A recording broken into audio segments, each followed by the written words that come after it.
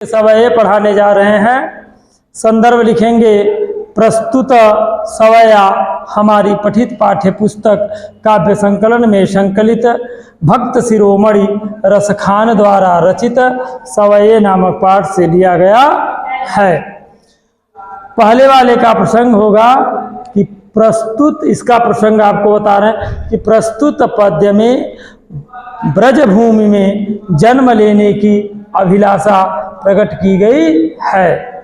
मानुष हो तो वही रस खानी, बसौ ब्रज गोकुल गांव के ग्वारन।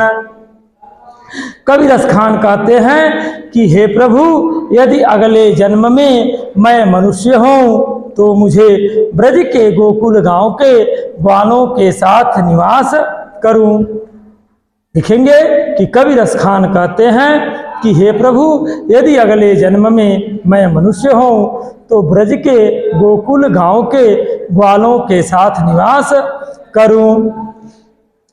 जो पशु हो तो कहाँ बस मेरो, चरवनी तनंद की धेनु मझारन।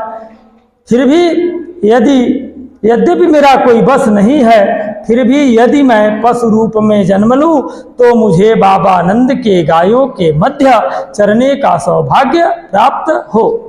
यद्यपि मेरा कोई बस नहीं है, फिर भी यदि मैं पशु हूँ तो मुझे बाबा नंद के गायों के मध्य चरने का सौभाग्य प्राप्त हो।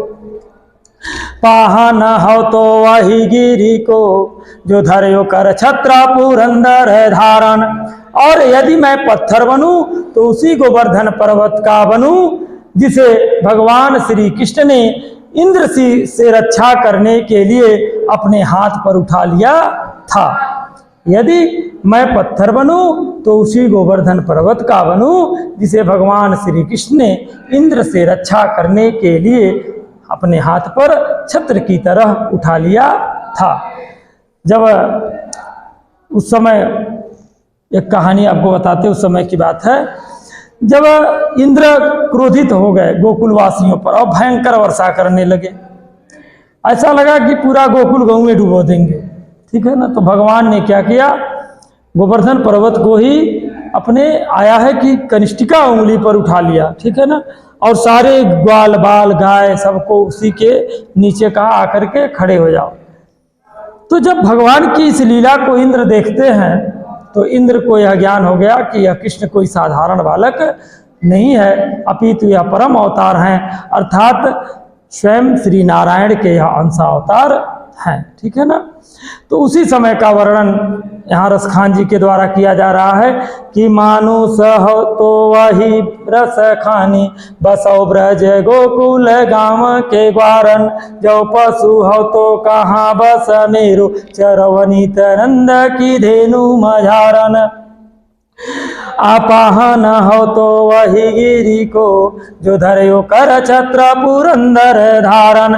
हे कवि रसखान कहते हैं कि हे प्रभु, यदि मैं अगले जन्म में मनुष्य हूँ तो मुझे गोकुल गांव के ग्वालों के साथ निवास करने का सौभाग्य प्राप्त हो। यद्यपि मेरा कोई वश नहीं है, फिर भी यदि अगले जन्म में मैं पशु बनूं तो मुझे बाबा नंद के गायों के मध्य चरने का सौभाग्य प्राप्त हो।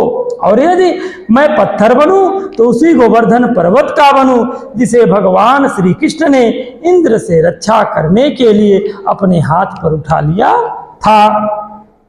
जो खग हो तो बसेरो करो, मिली कालिंदी कुल कदम्ब की डारन। और यदि मैं पक्षी बनूं तो नित्य प्रति यमुना तट पर वृक्ष की डालियों पर ही बसेरा करूं। और यदि मैं पक्षी बनूं तो नित्य प्रति अर्थात रोजाना यमुना के किनारे वृक्ष की डालियों पर निवास करूं, बसेरा करूं अर्थात निवास करूं। दूसरा देखिए, इसका काव्य सौंदर्य देख लीजिए कि कवि ने ब्रज धाम में जन्म लेने की इच्छा प्रकट की है। उसके बाद लिखेंगे दूसरा, सरल सुबोध कोमल कांत पदावली युक्त ब्रज भाषा का सौंदर्य दृष्ट दृष्टव्य है। तीसरा लिखेंगे पद मैत्री तथा अनुप्रास अलंकार है। छंद जो है वह सवैया है, रस शांत और गुण जो इसमें है वह प्रसाद है। अब दूसरा आप देखिए, आजू गई हूती भो रही हो, रस खानी रही वही नंद के भाव नहीं। प्रसंग इसका लिखेंगे कि प्रस्तुत सवये में बालक श्री कृष्ण के प्रति वात्सल्य से भरी माँ यशोदा का अंकन एक गोपी के द्वारा किया जा रहा है। अब व्याख्या देखिए, गोपी कहती है कि आजू हो गई होती भो रही हो, रस खान रही वही नंद के भाव नहीं। गोपी कहती है कि आज प्रातः काल ही प्रेम में डूबी हुई मैं नंद के घर गई। गोपी कहती है कि आज प्रातः काल ही प्रेम में डूबी हुई मैं नंद के घर गई थी। वहाँ यशोदा अपने लाल श्री कृष्ण को संवार रही थी। अरे बाको जियो जुग लाख करोड़, जसुमती को सुख जात कहो नहीं। ईश्वर करे कि उसका पुत्र लाखों करोड़ों वर्षों तक जीवित रहे। ईश्वर करे उसका पुत्र लाखों करोड़ों वर्षों तक जीवित रहे। वस्तुतः उस यशोदा के सुख का बखान करना संभव नहीं है। तेल लगाई लगाई के अंजन, भवें बनाई बनाई ठिठो नहीं। कहती हैं वह अपने बेटे को तेल लगाकर, आंखों में काजल लगाकर, उसकी भवें बनाकर, कुदृष्टि से बचाने को ठिठौना बनाकर, अडा रहे मौला निहार निहारत वारत ज्यों पूछकारत छो नहीं। फिर गले में हेमेल की माला पहनाकर संवारने के बाद जब निहारती हैं तो अपने प्राणों को न्यौछावर करते हुए वह अपने पुत्र को बार बार चूमने लगती हैं। इसका काव्य सौंदर्य होगा। पहला लिखेंगे कि बालक श्री कृष्ण के रूप पर मोहित यशोदा के वात्सल्य का भाव व्यक्त हुआ है। और दूसरा लिखेंगे सुललित प्रवाहवान ब्रज भाषा का प्रयोग हुआ है। अनुप्रास अलंकार एवं पद मैत्री तथा रस जो है वह वात्सल्य है। तीसरा देखिए, धूरी भरे अति शोभित श्यामुज, तैसी बनी सिर सुंदर चोटी, खेलत खात फिरे अंगना पग, पैजनी बाजती पीर कछोटी, या छवि कौरस खानी बिलोकत, वारत काम कला निज कोटि, काग के भाग बड़े सजनी हर, हाथ सोले गयो माखन रोटी। इसका प्रसंग लिखेंगे कि प्रस्तुत सवये में भगवान श्री कृष्ण के बाल सौंदर्य का वर्णन किया गया है। व्याख्या देखिए, धूरी भरे अति शोभित श्यामुज, तैसी बनी सिर सुंदर चोटी। धूल में सने हुए बालक श्री कृष्ण अत्यंत सुशोभित हो रहे हैं और वैसे ही सुंदर चोटी बनी हुई है। धूल में सने हुए भगवान श्री कृष्ण या बालक श्री कृष्ण अत्यंत सुशोभित हो रहे हैं, वैसी ही सुंदर चोटी बनी हुई है। अखेलत खात फिरे अंगना पग, पैजनी बाजती पीर कछोटी। वे खेलते खाते हुए आंगन में घूम रहे हैं और उनके पैरों में पैजनियां बज रही हैं तथा उन्होंने पीले रंग की कछनी पहन रखी है। वे खेलते खाते हुए आंगन में घूम रहे हैं, उनके पैरों में पैजनियां बज रही हैं तथा वे पीले रंग की कछनी पहने हुए हैं। या छवि को रस खानी बिलोकत, वारत काम कला निज कोटि। रसखान कवि कहते हैं, क्या कहते हैं कि इस प्रकार की शोभा को देख करके कामदेव भी अपनी करोड़ों कलाओं को निछावर कर देता है। इस प्रकार की कला को देख करके कामदेव भी अपनी करोड़ों कलाओं को निछावर कर देता है। अकाग के भाग बढ़े सजनी हरी, हाथ सोले गयो माखन रोटी। रसखान के शब्दों में सखी कहती है कि हे सखी, कौवा बड़ा भाग्यशाली है जो भगवान श्री कृष्ण के हाथ से मक्खन और रोटी का टुकड़ा ले गया। इसका काव्य सौंदर्य पहला लिखेंगे भगवान कृष्ण के बाल सौंदर्य का मोहक चित्रण हुआ है। दूसरा लिखेंगे माधुर्य गुण युक्त ब्रजभाषा का प्रयोग हुआ है। तीसरा अनुप्रास प्रतीप आदि अलंकारों का प्रयोग हुआ है। चौथा देखिए जादी न ते वही नंद के छोरा, या बन धेनु चराई गयो है। मोहनी ताननी गोधन गावती, या बेनु बजाई रिझाई गयो है। प्रसंग में लिखेंगे प्रस्तुत पद्य में श्री कृष्ण के प्रभाव का वर्णन किया गया है। प्रस्तुत सवैये में श्री कृष्ण के प्रभाव का वर्णन किया गया है। अब देखिए व्याख्या कि जादी न तय वह नंद के छोरा, या बन धेनु चराई गयो है। श्री कृष्ण पर मोहित एक गोपी कहती है कि जिस दिन उस नंद का बेटा श्री कृष्ण हमारे इस वन में गाय चरा गया है। श्री कृष्ण पर मोहित एक गोपी कहती है कि जिस दिन से नंद का बेटा श्री कृष्ण हमारे वन में गाय चरा गया है।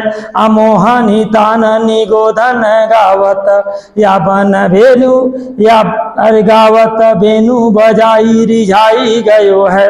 और अपने मनमोहन तानों के साथ गाते हुए बंसी बजा करके हमें रिझा गया है।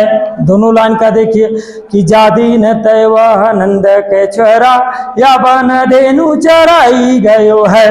मोहनी ताननी गोधन गावत, बेनु बजाई रिझाई गयो है। श्री कृष्ण पर मोहित एक गोपी कहती है कि जिस दिन से वह नंद का बेटा श्री कृष्ण हमारे वन में गाय चरा गया है और मनमोहक तानों के साथ गाते हुए वंशी बजा करके हमें रिझा गया है। आवादी न सो कछूटो ना सो के, रस खाने ही ये मैं समाई गयो है। उस दिन से रस के भंडार श्री कृष्ण कुछ जादू सा करके हमारे हृदय में समा गए हैं। उस दिन से रस के भंडार अर्थात श्री कृष्ण हमारे हृदय में कुछ जादू सा करके समा गए हैं। अको न काहू की कानी करे, सिगरो ब्रज वीर बिकाई गयो है। हे सखी, समस्त ब्रज श्री कृष्ण के प्रेम में इस प्रकार वशीभूत हो गया है कि उनके प्रेम के कारण कोई किसी की अर्थात बड़े छोटे की लज्जा नहीं करता है। इसका काव्य सौंदर्य श्री कृष्ण के मोहक प्रभाव का अंकन किया गया है। बंसी का अद्भुत प्रभाव वर्णित है। गहन आंतरिक प्रेम के सामने गोपियां मर्यादा ही गंवा बैठी हैं। फिर लिखेंगे सरल सरस एवं ललित्य ब्रजभाषा का प्रयोग हुआ है। उपमा, स्नेह, अनुप्रास आदि अलंकारों का सौंदर्य है। पांचवा देखिए कान्हा भाई बस बांसुरी के, अब कौन सखी हमको चाहिए।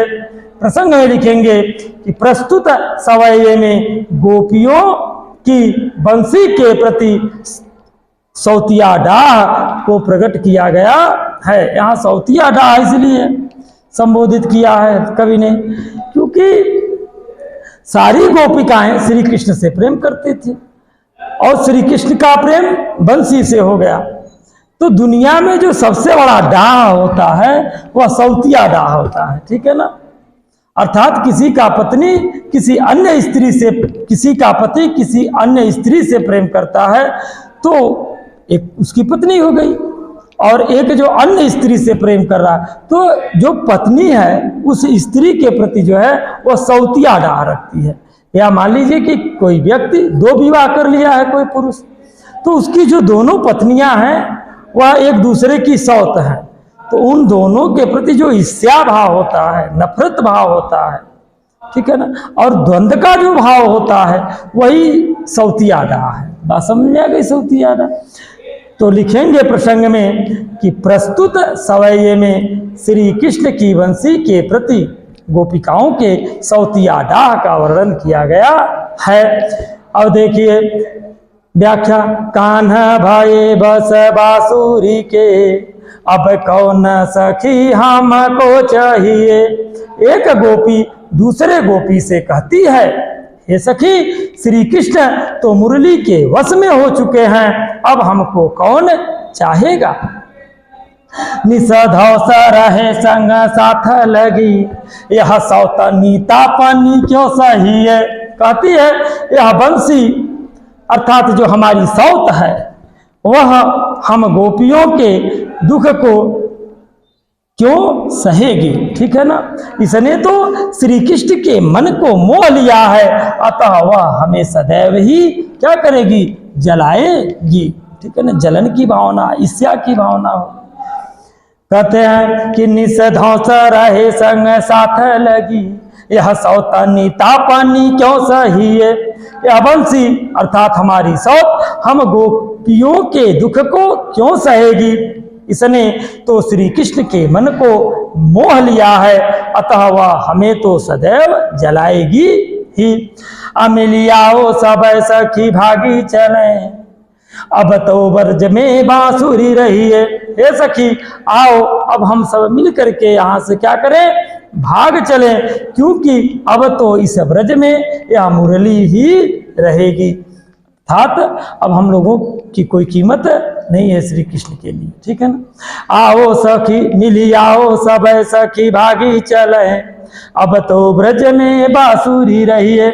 हे सखी आओ हम सब मिलकर भाग चलें, क्योंकि इस ब्रज में अब तो मुरली ही रहेगी। इसका काव्य सौंदर्य पहला सौतिया डाह का सुंदर वर्णन हुआ है। सौतिया डाह का वर्णन कोई सुंदर नहीं कर पाता है, लेकिन रसखान जी ने बड़े सुंदर शब्द में सौतिया डाह का वर्णन किया है। दूसरा सहज सरल सुबोध ब्रज भाषा की छटा दर्शनीय है। फिर तीसरा अनुप्रास तथा विरोधाभास अलंकार है। अब लास्ट देखिए छठवां कि मोर पखा सिर ऊपर रखियो, गुंज की माल गरे पहिरोगी। लिखेंगे प्रसंग में कि प्रस्तुत सवैये में श्री कृष्ण से प्रेम करने वाली गोपियां आपस में बात करते हुए कहती हैं कि कृष्ण के रूप बनाने का सुझाव तो ठीक है ना, तो हम सब कुछ करेंगे, लेकिन सिर्फ एक काम नहीं करेंगे। क्या नहीं करेंगे कि उस मुरली को अपने ओठों पर नहीं रखेंगे। खैर प्रसंग देख लीजिए कि श्री कृष्ण से प्रेम करने वाली गोपियां आपस में बात करते हुए एक गोपी से श्री कृष्ण का रूप बनाने को कहती हैं या सुझाव देती हैं, तो वह उत्तर में कहती है, क्या कहती है कि मोर पखा सिर ऊपर रखियो, गुंज की माल गरे पहिरोगी। हे सखी तुम्हारे कथना अनुसार मैं अभिनय करने को तैयार हूँ, ठीक है ना, नाटक करने के लिए तैयार हूँ। हे सखी तुम्हारे कथना अनुसार मैं अभिनय करने हेतु श्री कृष्ण का रूप धारण कर लूंगी। मैं सिर पर मोर से के पंख से बना हुआ मुकुट भी धारण कर लूंगी और गले में गुंज की माला भी पहन लूंगी। मोर पखा सिर ऊपर रखियो, गुंज की माला गरे पहिरोगी। हे सखी तुम्हारे कथना अनुसार मैं अभिनय करने हेतु श्री कृष्ण का रूप धारण कर लूंगी। मैं सिर पर मोर पंख के बने मुकुट को भी धारण कर लूंगी और गले में गुंजे की माला भी पहन लूंगी। ओढ़ पीतंबर लैल कुटी, बन गोधन ग्वारन संग फिरोगी। मैं पीतांबर धारण कर हाथ में लकुटी लेकर के वन में ग्वाल बालों के साथ गायों के पीछे पीछे फिरूंगी। पीतांबर धारण कर हाथ में लकुटी लेकर के मैं वन में ग्वाल बालों और गायों के पीछे पीछे फिरूंगी। अब फिर कहते हैं भावत वाही मेरो रस खानी, सो तेरे कहे सब संग करूंगी। रस खान कवि कहते हैं कि इस प्रकार उस रस की खान अर्थात श्री कृष्ण को जो कुछ भी प्रिय है वह सब मैं करने के लिए तैयार हूं। किंतु या मुरली मुरलीधर की अधरा न धरी राना धरोगी। किंतु हे सखी, मैं उस मुरली को जिसे उन्होंने अर्थात श्री कृष्ण ने अपने ओठों पर रखा था उसे अपने ओठों पर नहीं रखूंगी। इसका काव्य सौंदर्य पहला कि श्री कृष्ण का अभिनय करने को तत्पर, गोपी का अन्य प्रेम वर्णित है। दूसरा लिखेंगे अंतिम पंक्ति में वंशी के प्रति ईर्ष्या का स्वाभाविक चित्रण हुआ है। तीसरा लालित्य साहित्यिक ब्रज भाषा है। चौथा अनुप्रास यमक श्लेष अलंकारों का प्रयोग से भाव सौंदर्य निखर उठा है। अब कवित्व पढ़िए इनका कि गोरज विराजय भाल लहलही बनमाला। संदर्भ में थोड़ा सा चेंजिंग हो जाएगी कि प्रस्तुत कवित्ति हमारी पठित पाठ्य पुस्तक हमारी पठित पाठ्य पुस्तक काव्य संकलन में संकलित रसखान द्वारा रचित सवये नामक पाठ के कवित्व से शीर्षक से लिया गया है या उद्धृत है। प्रसंग देखिए कि प्रस्तुत कवित्व में गाय चराकर लौटते समय श्री कृष्ण के सौंदर्य का सजीव चित्रण हुआ है। व्याख्या देखिए गोरज विराजय भाल लहलही बनमाला। एक गोपी सखी से कहती है कि हे श्री कृष्ण, हे सखी, श्री कृष्ण के मस्तक पर गोरोचन का तिलक विराजमान है। एक गोपी अपने सखी से कहती है कि हे सखी, श्री कृष्ण के मस्तक पर गोरोचन का तिलक विराजमान है। आगे और भाल लहलही बनमाला, गले में लहलहाते पुष्प की माला है और गले में लहलहाते पुष्प की माला है। आगे गया पाछे ग्वाल गावे मृदुवानी रे। उनके आगे आगे गायें चल रही हैं और पीछे पीछे ग्वाल चल रहे हैं तथा वे मीठी बाड़ी में गा रहे हैं। अतैसी धुनि बांसुर की मधुर मधुर जैसी, और वे मधुर मधुर बंसी की धुन भी बजाने का कार्य कर रहे हैं। अबंकचितवनी मंद मंद मुस्कानिरी, उनकी तिरछी दृष्टि, बंकचितवनी उनकी तिरछी दृष्टि और मंद मंद मुस्कान जैसी मोहक है। उनकी तिरछी दृष्टि जो तिरछा देखते हैं, मंद मंद मुस्कान जैसी मोहक है। कदम बिटपके निकट तट निकेतट, अढ़ा अटा चढ़ी चाही पीत पट पहरानी री। कहती हैं अरे सखी, यमुना के किनारे कदम्ब के वृक्ष के पास खड़े उस कृष्ण के पीतांबर का फहराना तू अट्टालिका पर देख तो सही। अरस बरसावें तन तपनि बुझावें नैना, प्राण निरिझावें वह आवें रस खानिरी। रस खान कवि कहते हैं कि रस की वर्षा करते हुए, शरीर की तपन को शांत करते हुए, नेत्रों और प्राणों को मोहित करते हुए वे रस की खान श्री कृष्ण आ रहे हैं। इसका काव्य सौंदर्य कि गोचारण से लौटते समय अर्थात गाय चरा करके लौटते समय श्री कृष्ण के सौंदर्य का मोहक चित्रण किया गया है। माधुर्य युक्त ब्रजभाषा का प्रयोग किया गया है। पुनरुक्ति प्रकाश, पुनरुक्ति और श्लेष, अनुप्रास आदि अलंकारों का एवं पद मैत्रीय का सौंदर्य दर्शनीय है। इस प्रकार से भगवान श्री कृष्ण के लीलाओं का वर्णन जिस प्रकार से रसखान जी के द्वारा किया गया था, उस पाठ को पढ़ा करके संपन्न किया गया। कल इसके आगे के का पाठ पढ़ाने का कार्य किया जाएगा।